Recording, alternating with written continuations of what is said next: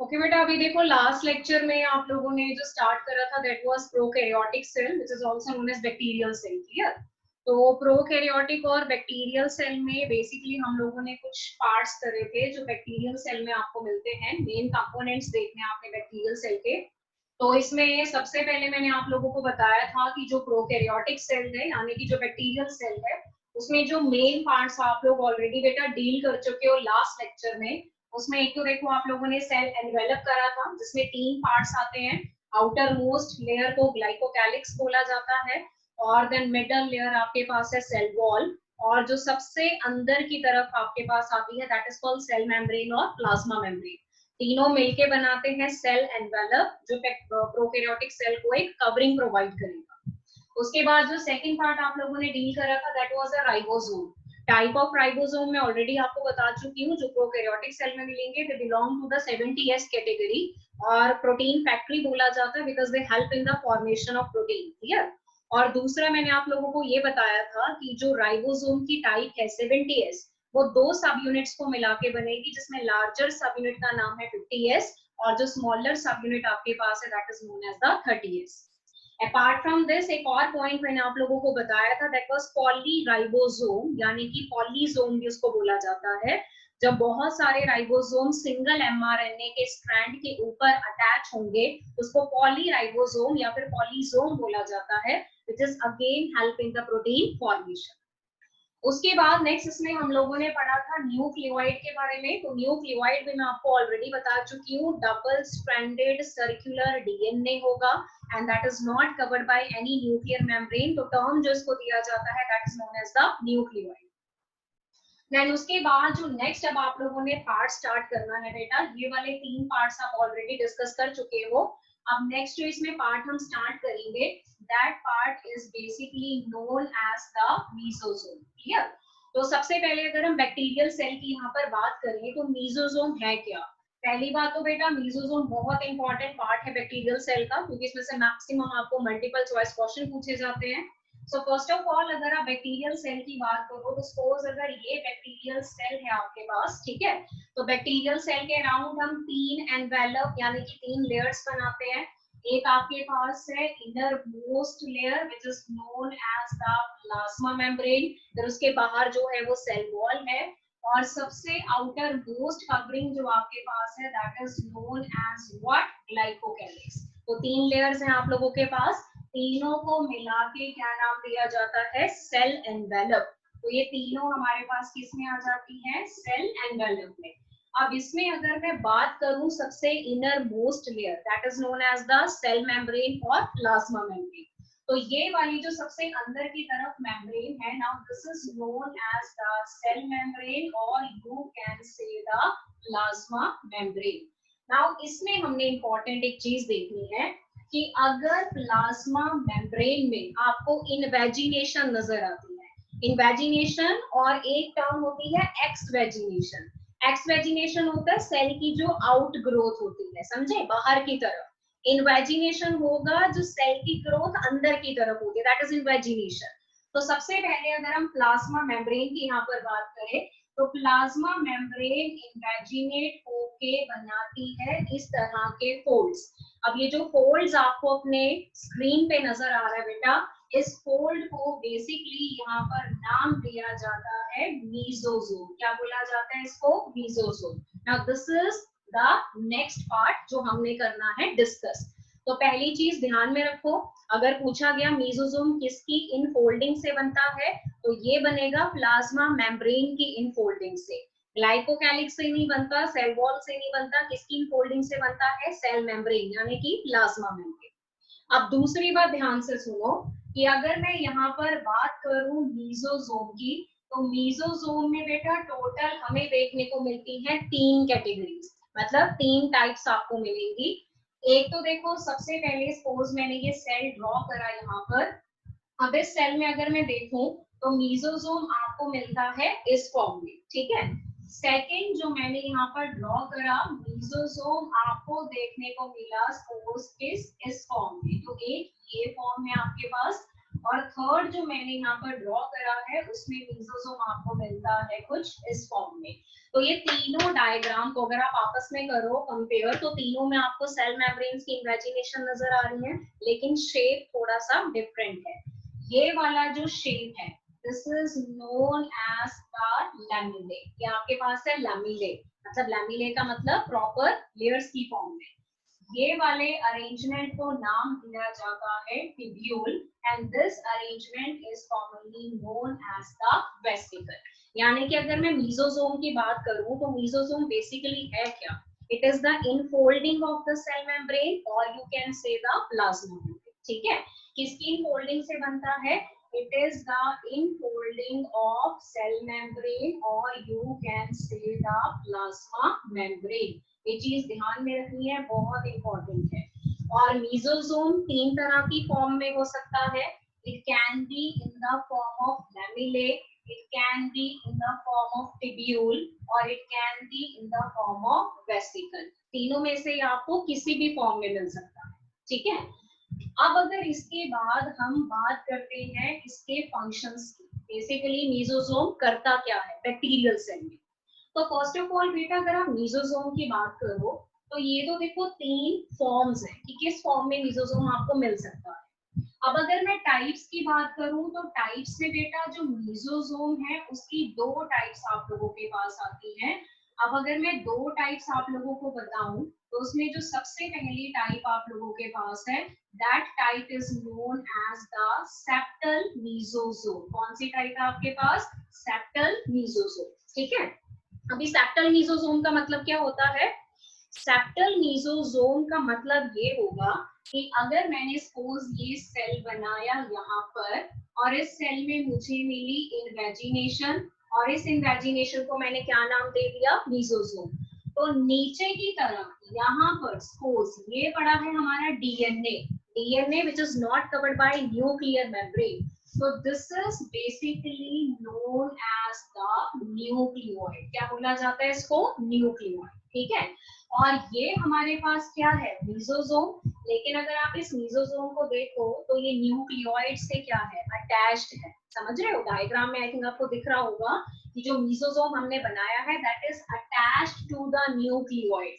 तो ऐसे मीजोसोम के लिए टर्म क्या यूज की जाती है? Septal mesosome. क्या बोला जाता है उसको? Septal mesosome. अगर मैं सेकंड टाइप की बात करूं बेटा तो सेकंड टाइप हमारे पास आता है लेटरल मीजोसोम। कौन सी टाइप हमारे पास? Lateral mesosome.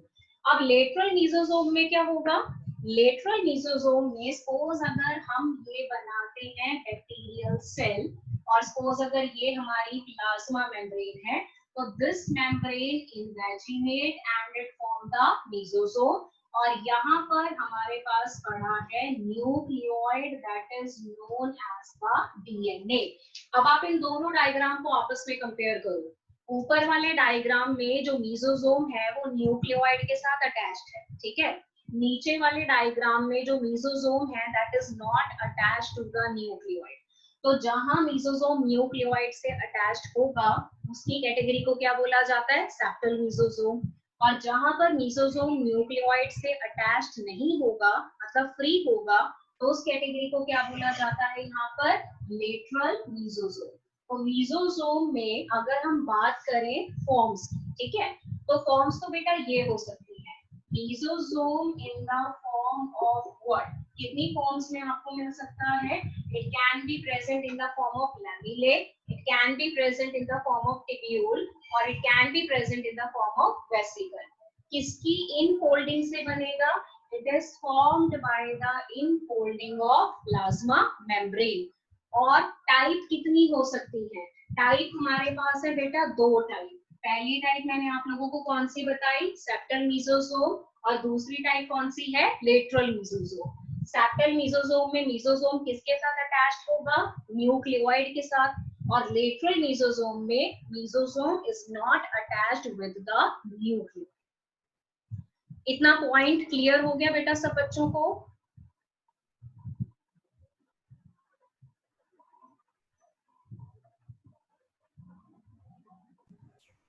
क्लियर है तो अपने स्क्रीन पे जरा थम्स अप डाल दो और बेटा फटाफट से इसका स्क्रीनशॉट ले लो आप लोग, ठीक है, बिकॉज मुझे इरेज करके फिर आगे चलना है जरा।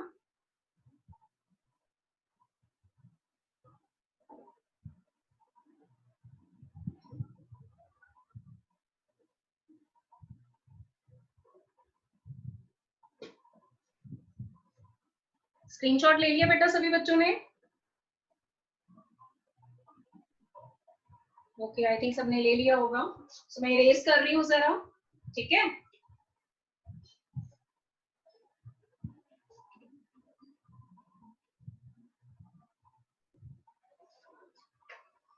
अच्छा बेटा, अब आप चलते हैं जरा मीजोसोम की टाइप में। तो जो मैंने पहली टाइप आप लोगों को बताई थी, that type is known as the septal mesosome. अब सेप्टल मीजोसोम आप लोगों को पता लग चुका होगा कि आप सेप्टल किसको बोलोगे, जिसमें मीजोसोम न्यूक्लियोइड से अटैच्ड होगा, ठीक है। तो अब पॉइंट ये है कि जो मीजोसोम न्यूक्लियोइड से अटैच्ड होता है, जिसको आप सेप्टल बोलते हो, what is the function of the septal mesosome? तो सबसे पहले ध्यान से सुनो जरा। सेप्टल मीजोसोम जो होगा वो किस काम में आपकी हेल्प करेगा? It help in the duplication of DNA. किस काम में आपकी हेल्प करेगा? Duplication of DNA. अब आप सोचोगे कि what is duplication of DNA? तो बेटा जो डुप्लीकेशन है उसका मतलब होता है डीएनए को बनाना। तो डीएनए का जो अमाउंट है वो सेल में डबल हो जाता है। और डबल होना जरूरी है, क्यों? क्योंकि जो आपका बैक्टीरियल सेल है, suppose this is my one bacterial cell, ये आगे जाके डिवाइड करेगा। तो जब ये बेटा डिवाइड करेगा तो ये दो बैक्टीरियल सेल में डिवाइड करेगा। It shows the fission. Fission से ये टूटेगा, कितनी डॉटर बनाएगा? दो डॉटर बनाएगा। अब इसके पास खुद का जो डीएनए है वो इसने आधा आधा दोनों डॉटर्स में बांटना है। तो उसके लिए हम क्या करेंगे? डीएनए का डिस्ट्रीब्यूशन कराएंगे, डुप्लीकेशन करवाएंगे। अब वो काम कौन करेगा? That will be done by the septal mesosome. दूसरा इंपॉर्टेंट पॉइंट आपके पास ये है कि जो सेप्टल मीजोसोम होगा, it will help in the formation of cell wall. किसकी फॉर्मेशन में हेल्प करेगा? सेल वॉल की फॉर्मेशन। क्योंकि जब बैक्टीरिया टूटेगा दो डॉटर्स में, तो सेल वॉल फॉर्मेशन की जरूरत पड़ती है उस टाइम पे। ये हम आगे जाके डिटेल में पढ़ेंगे। तो डेफिनेटली वो सेल वॉल फॉर्मेशन कौन प्रमोट करेगा? Septal mesosome. तीसरा आप ये बोल सकते हो कि it help in the division of bacteria. किसकी डिवीजन में हेल्प करता है? बैक्टीरिया की, और you can say bacterial cell की। बैक्टीरिया को तोड़ना है बेटा दो में, उसके लिए पहले आप उसका डीएनए तोड़ोगे, फिर आप उसका साइटोप्लाज्म तोड़ोगे, सेल वॉल बनाओगे। तो ये सारे काम करने में कौन हेल्प करेगा? प्रोकैरियोटिक सेल की। It will be done by the septal mesosome, ठीक है। अब उसके बाद जो सेकंड टाइप आप लोगों के पास आती है, now that second type is known as the lateral mesosome. अब यहाँ पर अगर हम बात करें लेटरल मीजोसोम की बेटा, वो लेटरल का मैं मतलब बता चुकी हूँ। लेटरल मीजोसोम वो है which is not attached to the nucleus, ठीक है। अब इसका फंक्शन क्या होगा? पहली बात, लेटरल मीजोसोम में क्या प्रेजेंट होंगे? It contain the large number of the enzyme and those enzymes are known as the respiratory enzyme. कौन से एंजाइम प्रेजेंट होंगे? Respiratory enzyme. और इन्हीं एंजाइम के हेल्प से ये क्या परफॉर्म करेगा? It will perform the respiration. और रेस्पिरेशन की वजह से यहाँ पर क्या होगा? Energy production. तो एटीपी की फॉर्म में हमारे पास क्या बनती है यहाँ पर? एनर्जी। तो अगर बैक्टीरिया ने बेटा अपनी मेटाबॉलिक एक्टिविटीज चालू रखनी है, ठीक है, सर्वाइवल करना है, ऑब्वियसली उसको एनर्जी चाहिए बहुत सारी मेटाबॉलिक एक्टिविटीज के लिए। वो एनर्जी कहाँ से आती है? रेस्पिरेशन से। रेस्पिरेशन कौन करवाता है? Respiratory enzyme. रेस्पिरेटरी एंजाइम कहाँ प्रेजेंट होते हैं? लेटरल मीजोसोम में। तो आप ये बोल सकते हो कि जो लेटरल मीजोसोम है, it actually increases the surface area for respiration. किसके लिए सरफेस एरिया इंक्रीज करता है? रेस्पिरेशन। और अगर रेस्पिरेशन होगा तो किसका प्रोडक्शन होगा? Energy. And that energy will be utilized by the bacteria for its metabolic activities. Now that is the difference between the septal mesosome function and lateral mesosome function. अगर आपको paper में question आता है multiple choice में, तो वहां पर बेटा जनरली मैक्सिमम टाइम क्या क्वेश्चन पूछते हैं कि what is the function of the mesosome. Mesosome का जनरल फंक्शन के ऊपर आ सकता है, तो जनरल में ये सारा कुछ आ जाता है। फिर वहां पर आप ये नहीं देखोगे कि वो सेप्टल है कि लेटरल है, क्योंकि उन्होंने सिर्फ मीसोजोम लिखा है। तो ये सारे फंक्शंस आपको याद रखने हैं। क्लियर? इंडिविजुअली आता है, सेपरेटली आता है, तो आप अपना देख सकते हो कि उन्होंने सेप्टल पूछा कि लेटरल पूछा, वो डिपेंड करता है। क्लियर? इन जनरल अगर पूछेंगे कि मीसोजोम का फंक्शन, तो ये सारे आपको याद रखने हैं। अब एक क्वेश्चन मैं आप लोगों को और बता देती हूँ जो मल्टीपल चॉइस में आपसे पूछा जा सकता है। वो क्वेश्चन बेटा थोड़ा सा इम्पोर्टेंट है, क्योंकि पेपर में आई थिंक वो ऑलरेडी आ भी चुका है। क्वेश्चन क्या है? क्वेश्चन में आपसे देखो ये पूछा जा सकता है कि कौन सा स्ट्रक्चर आपके यूकैरियोटिक सेल में है जिसको आप अपने मीसोजोम के इक्वल मान सकते हो। यानी कि अगर आप प्रोकैरियोटिक सेल की बात करो, तो प्रोकैरियोट सेल के केस में हमारे पास क्या प्रेजेंट है बेटा? We have the mesosome. ठीक है, तो ऐसा कौन सा स्ट्रक्चर यूकैरियोट में है जिसको हम प्रोकैरियोट के मीसोजोम के इक्वल मान सकते हैं। अब आपको पता है मीसोजोम इन जनरल क्या कर रहा है? रेस्पिरेशन। क्या प्रोड्यूस कर रहा है? ATP energy. अब आपको याद होना चाहिए कि अगर आप लोगों ने एनिमल या प्लांट सेल पढ़ा है बेटा, तो आपको पता है कि उसमें आप जो एनर्जी प्रोडक्शन है वो सेल में कहाँ करते हो? एनर्जी प्रोडक्शन सेल में कहाँ करी जाती है? माइटोकॉन्ड्रिया में। क्लियर? वेरी गुड, मयंक ने बहुत अच्छा आंसर दिया। माइटोकॉन्ड्रिया में आप एनर्जी प्रोडक्शन करते हो, इसलिए उसको बेटा energy currency of the cell बोला जाता है। क्लियर? अब सेम काम मीसोजोम भी कर रहा है। किसके केस में कर रहा है? प्रोकैरियोट में। तो अगर आपसे क्वेश्चन ऐसे पूछा गया कि प्रोकैरियोट में जो मीसोजोम है उसको आप यूकैरियोट के किस स्ट्रक्चर के इक्विवेलेंट मानते हो, तो ऑब्वियसली बेटा इसमें जो आंसर आपके पास आएगा that will be the mitochondria. Mitochondria को क्या बोला जाता है? Powerhouse of the cell, because it produce large amount of ATP energy that can be used by the organism, by the cell। तो एक एक क्वेश्चन आपने ध्यान में रखना है। अब देखो मैं फिर से रिपीट कर रही हूँ, मीसोजोम के लिए पहला क्वेश्चन आपसे क्या पूछा जाएगा? मीसोजोम में पहला क्वेश्चन कैसे बनता है पता होना चाहिए। Invagination of plasma membrane, cell wall नहीं, ग्लाइकोकैलिक्स नहीं, किसकी इन्वेजिनेशन? Plasma membrane. दूसरा, तीन फॉर्म में मिल सकता है। कौन सी तीन फॉर्म बताई मैंने? Tubule, lamellae and vesicle. Point is clear. दो टाइप हो सकती हैं। कौन कौन सी टाइप है? Septal and lateral. दोनों के रिस्पेक्टिव फंक्शंस आपको क्लियर हो गए होंगे। ठीक है, ओवरऑल अगर आप देखो what is the function of mesosome overall में फिर ये सब आप इंक्लूड करोगे। और मीसोजोम को आप यूकैरियोट के कौन से स्ट्रक्चर के इक्विवेलेंट मानते हो? माइटोकॉन्ड्रिया। बिकॉज दोनों का काम क्या है?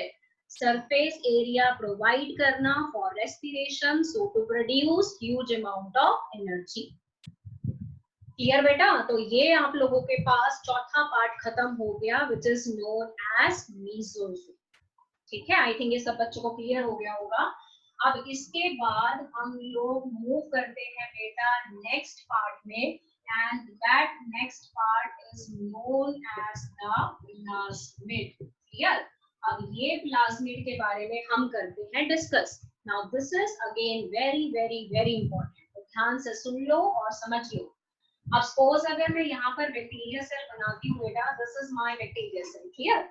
बैक्टीरिया सेल के सेंटर में आपके पास डीएनए है which is not covered by any membrane, तो उसको आपने यहाँ पर क्या नाम दे दिया? न्यूक्लियोइड का। क्या बोलोगे आप उसको? न्यूक्लियोइड। अब न्यूक्लियोइड के अलावा बैक्टीरियल सेल में आपको एक और नजर आता है kind of DNA which is circular, which is double stranded. ठीक है, तो इसको हमने यहाँ पर नाम दे दिया प्लाज्मिड। क्या है ये आपके पास? प्लाज्मिड। तो प्लाज्मिड का जो नेचर है बेटा, जो उसका मतलब आउटलुक है, वो न्यूक्लियोइड जैसी है। अगर मैं देखूं कि प्लाज्मिड है क्या, तो प्लाज्मिड मेरे पास है डबल स्ट्रैंडेड। जो मैंने डीएस लिखा है ना, डीएस का मतलब होता है डबल स्ट्रैंडेड, और कैसा होता है? सर्कुलर। अब अगर मैं बैक्टीरियल सेल की बात करूं बेटा, तो बैक्टीरियल सेल में जो उसका मेन जेनेटिक मटेरियल है वो तो आपको पता है डीएनए है। And it is not covered by any membrane, तो आपने उसको क्या नाम दे दिया, न्यूक्लियोइड। ठीक है, अब ये क्या है, ये बैक्टीरिया का जेनेटिक मटेरियल थोड़ी है, ये बैक्टीरिया का डीएनए थोड़ी है, ये बैक्टीरिया के जीनोम के अलावा प्रेजेंट है, समझे, जीनोम के अलावा, उसके मेन जीनोम के अलावा प्रेजेंट है। और प्लाज्मिड सभी बैक्टीरिया में नहीं होता, it is present in some bacteria, not in all the bacteria. ठीक है, तो प्लाज्मिड को आप कैसे डिफाइन करोगे, प्लाज्मिड को क्या बोलेंगे बेटा, it is double stranded circular extra chromosomal material.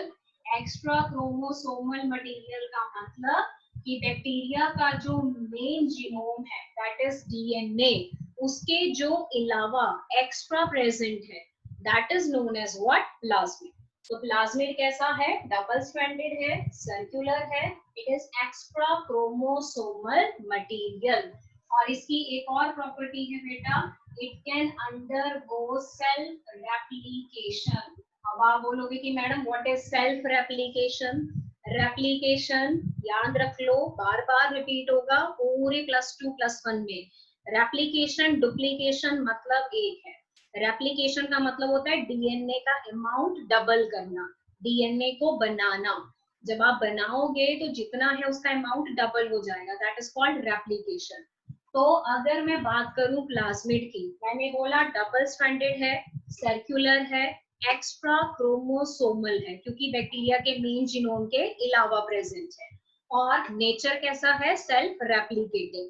कहने का मतलब कि जैसे बैक्टीरिया का डीएनए बेटा डुप्लीकेट कर सकता है या रेप्लिकेट कर सकता है, वैसे ही प्लाज्मिड भी अपने आप रेप्लिकेशन कर सकता है। रेप्लिकेशन के लिए वो बैक्टीरिया के ऊपर डिपेंड नहीं है, इसलिए मैंने इसको क्या बोला, सेल्फ रेप्लिकेटिंग। तो नेचर बेटा ध्यान से आप कर लो, बार बार रिपीट कर रही हूँ, बहुत इंपॉर्टेंट है, double stranded circular extra chromosomal material and it is self replicating.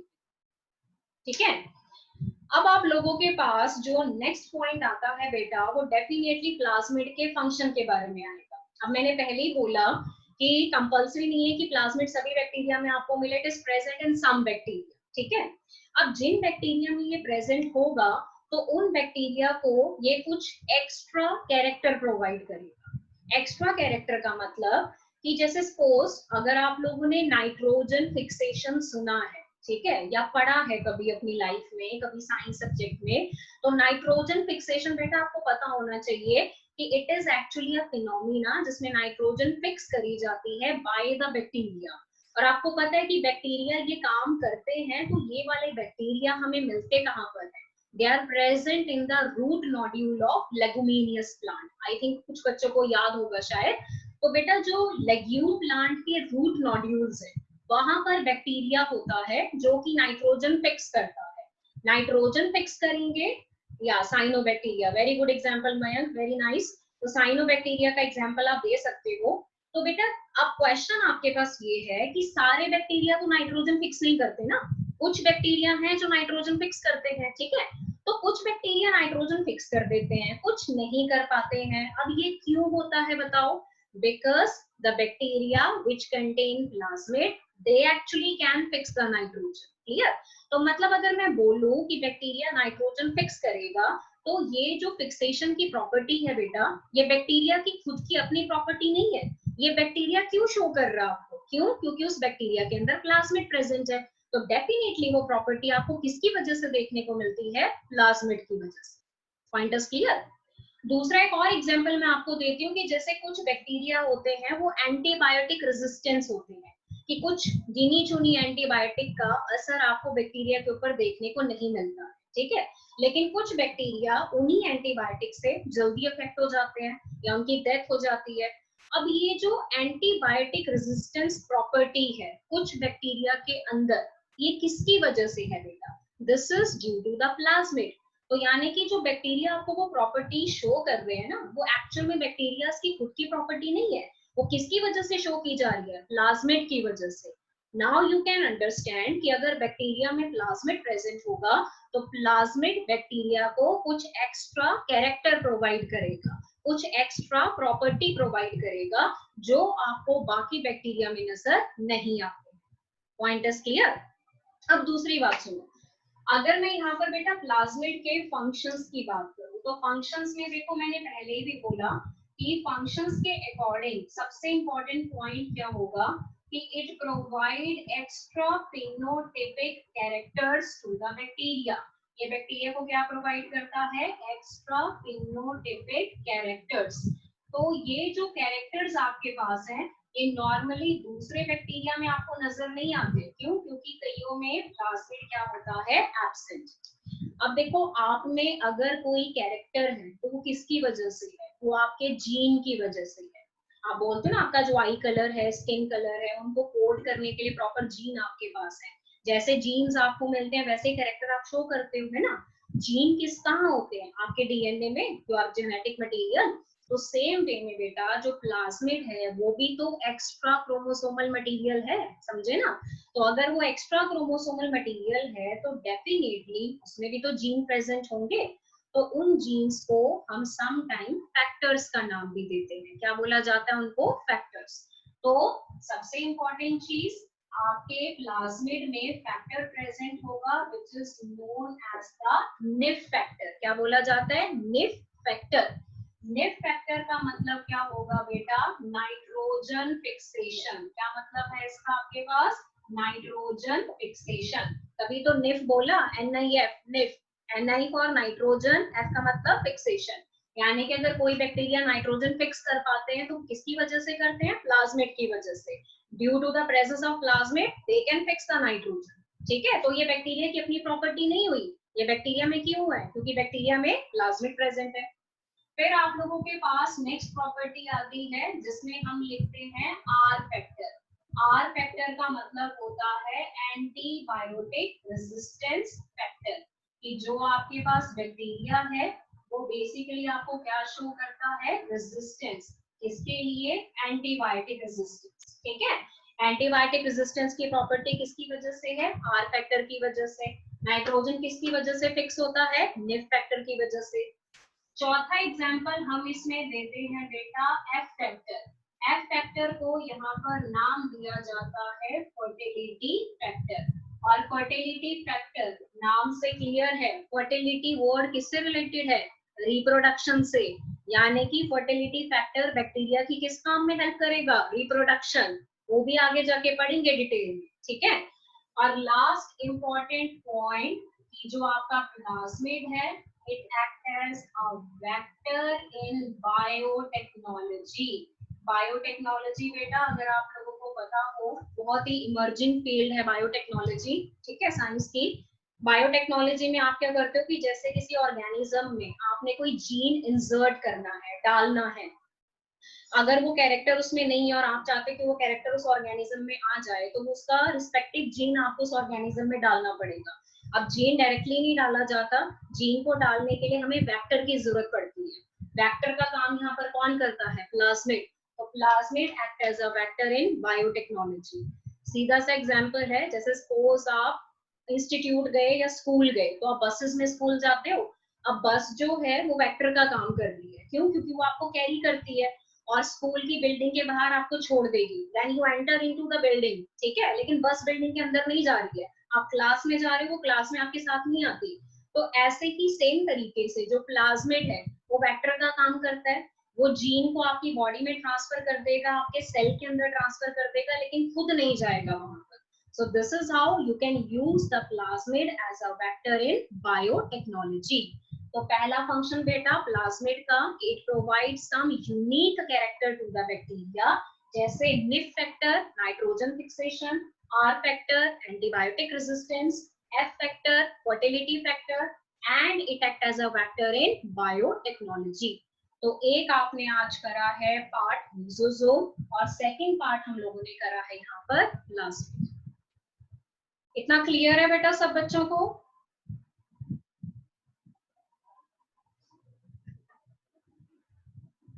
ठीक है, वेरी गुड।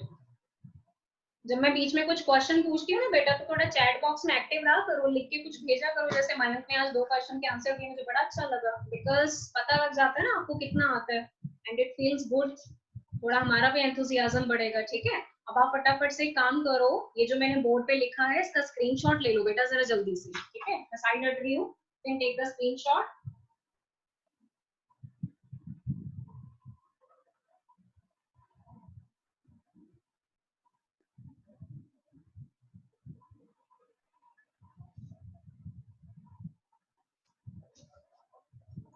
आई थिंक सब बच्चों ने ले लिया होगा इसका स्क्रीनशॉट बेटा।